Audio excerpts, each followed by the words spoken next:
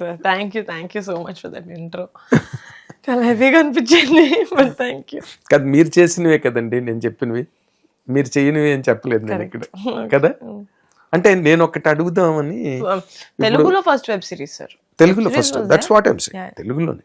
అయితే మీరు వెబ్ సిరీస్లు చేశారు, యాక్ట్ చేశారు, అండ్ సినిమాలు తీస్తున్నారు, ఇప్పుడు హిట్ సినిమాలు తీశారు, and first of it's kind films తీశారు. ఇందులో మీరు మీ స్ట్రెంగ్త్, ఇది నా స్ట్రెంగ్త్ అని ఒక ఉమెన్ ఎంపవర్మెంట్ యాంగిల్లో చెప్పాలంటే ఏం చెప్తారండి? What is my strength sir? Your strength.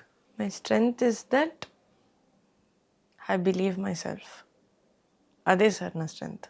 అవునా? నేను నా గట్ ఫీలింగ్ని నమ్ముతాను సార్, అదే నా స్ట్రెంగ్త్.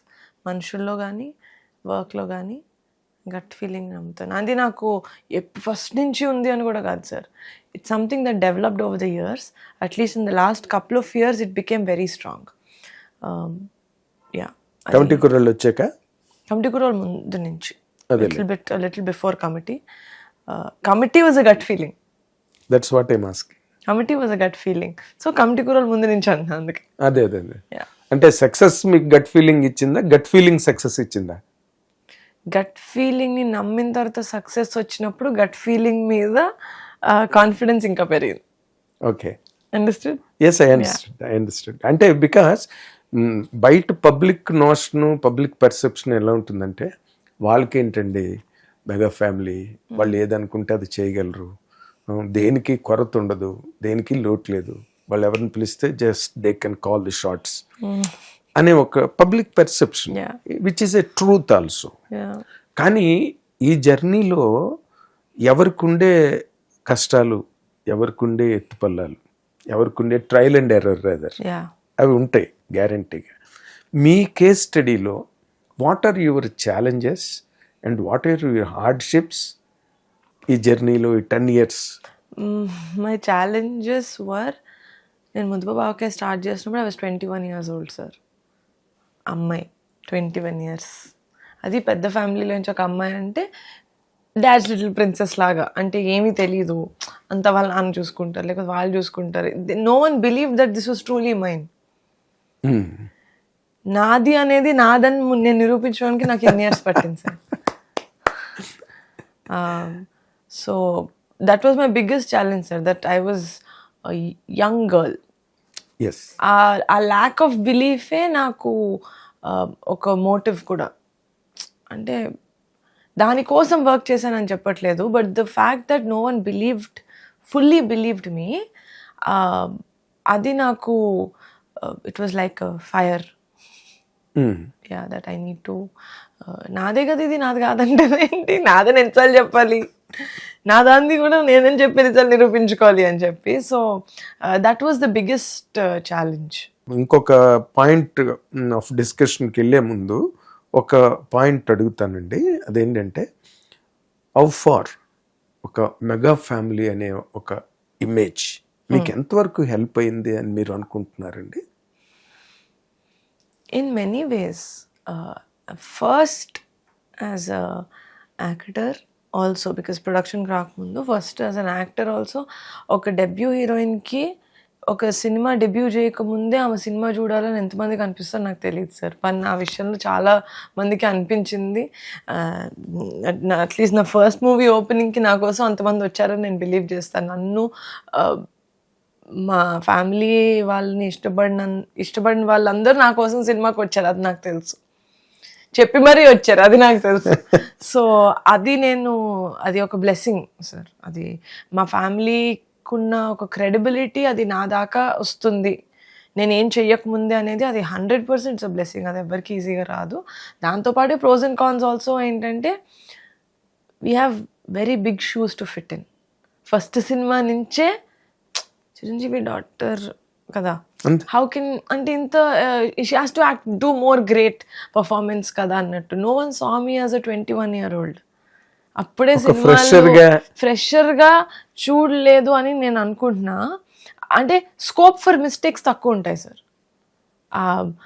ఆ స్పేస్ ఏదైతే ఉంటుందో, కొంచెం తప్పులు చేసే ఆ లెవరేజ్ ఇంకా తక్కువ ఉంటుంది when you come from a big family, when you come from such a reputed family. అది సేమ్ ఇండస్ట్రీలో వర్క్ చేసినప్పుడు. ఇప్పుడు నేను ఏ టీచరో డాక్టరో లేకపోతే ఏ IT industry ఐటీలో చేస్తే నాకు ఆ బార్ ఉండేది కాదు. వీళ్ళు యాక్టర్స్ ఇంకేదో చేస్తుంది అన్నట్టు. బట్ సేమ్ ఇండస్ట్రీలోకి వచ్చి చేసేదే చేస్తున్నాను. బట్ యాజ్ అ గర్ల్ చాలా big shoes to fit in. అది నాకైనా తర్వాత వచ్చిన మా అన్నలకి, తమ్ముళ్ళు, వైష్ణవ్ వీళ్ళకి కూడా very big shoes to fit in. So problem అని కాదు కానీ సరే, that's little bit of a difficulty. You have to be the best from the first step. Yes, yeah, అది it's not easy. But good అయితే అసలు the protection that you get తెలియని వాళ్ళు sir, వాళ్ళందరికీ మేము తెలుసు సార్. మనకు ఒక్కొక్కరు ఫ్యాన్లు పేరు పెట్టి మనకు తెలీదు. ఫ్యాన్స్ అంటే మనకు ఒకళ్ళు అంతే, ఒక యూనిట్ ఎగ్జాక్ట్లీ.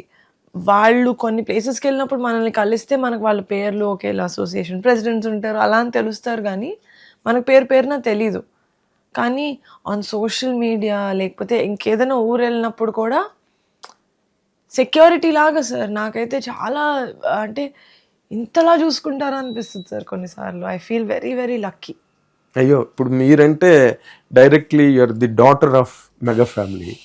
ఎంతమందో అంటే ఈ బ్లడ్ అవసరమైన చోట, ప్రాణాలు అపాయంలో ఉన్న చోట, ప్రమాదం జరుగుతుంది అనుకున్నప్పుడు కూడా మెగా ఫ్యాన్స్ ఎంతో గొప్ప ప్రొటెక్షన్ సొసైటీలో for the poor and for the needy and for the destitute. కాబట్టి మీకు ఉండడం అన్నది పెద్ద ఆశ్చర్యకరమైన విషయం కాదు. That is what the shield megastar has created for all the people. ఇందులో అంటే మీరు చెప్పిన పాయింట్లోంచి అడుగుతాను నేను, అది మీరు could you really deliver the best అండి? ఫస్టే బెస్ట్ కావాలి. కుడ్ యూ డెలివర్ ఇట్ అండి? మీ పర్సెప్షన్, మీ జడ్జిమెంట్ ప్రకారం. కమిటీతో అయితే చేశాను అనుకుంటున్నాను సార్. ఒక ఫస్ట్ స్టెప్ బెస్ట్గా చేశాను అనుకుంటున్నాను సార్ నేను. అంటే అదే అన్నా, గట్ ఫీలింగ్ తోటి చేశాను నేను కమిటీ కుర్రోళ్ళు. ప్యూర్లీ నాతో అంటే ఇంకేం డిస్ట్రాక్షన్స్ లేకుండా, పక్కన వాళ్ళు ఏం చెప్తున్నారు, వాళ్ళ డిసిషన్స్ అవేం నెగిటివిటీ ఏది తీసుకోకుండా ఆనెస్ట్గా నేను ఆ కథలో లైఫ్ చూశాను. వంశీ లైఫ్ ఎక్స్పీరియన్సెస్ నుంచి వచ్చిన కథ. There is a lot of realness in committee Kurrollu. నాకు ఇలాంటి సినిమాని నేను బ్యాక్ చేయాలి యాజ్ మై ఫస్ట్ ఫిలిం అనిపించింది సార్. ఎందుకంటే అప్పుడు కమిటీ వరకు నేను అసలు సినిమాలు చేద్దాం అనేది నా ప్లాన్లోనే లేదు. అంటే నేను అంత ప్లాన్ చేసుకోలేదు. బేసిక్గా చేస్తానేమో అనుకున్నాను, కానీ కమిటీ వచ్చిన తర్వాత that's it, this has to be my first film అని స్టార్ట్ చేశాను. ఇంకా దాని తర్వాత ఎన్ని రిస్క్స్, క్వశ్చన్ మార్క్స్ ఏది వచ్చినా జనాల నుంచి, నేను అవేమి I didn't pay much heed to it because I know what I was doing.